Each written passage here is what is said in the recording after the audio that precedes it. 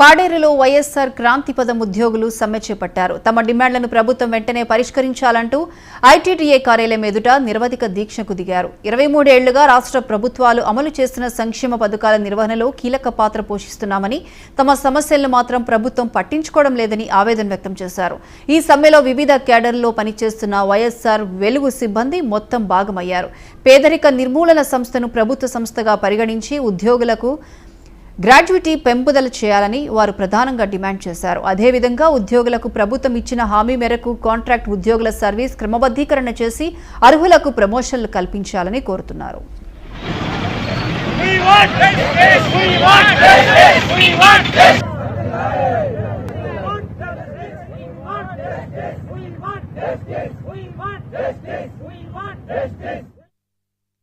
SERP సంస్థలో గత 23 సంవత్సరాల నుంచి పనిచేయడం జరుగుతుందండి.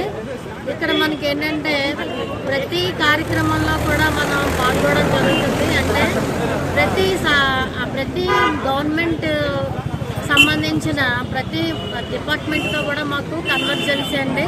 ప్రతి కన్వర్జెన్సీ ప్రోగ్రాంలో కూడా మేమేమి ఉంటాము.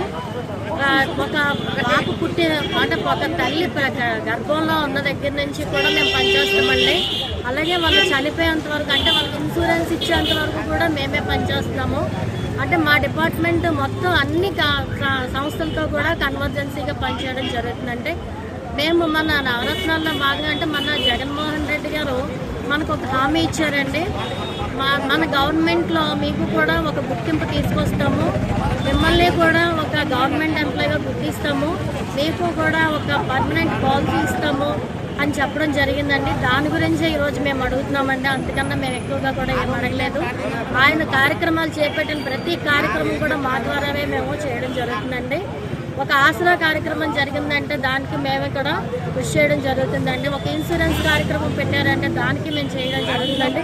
ఒక చేయూత ఉంది అంటే ఆయన పెట్టిన ప్రతి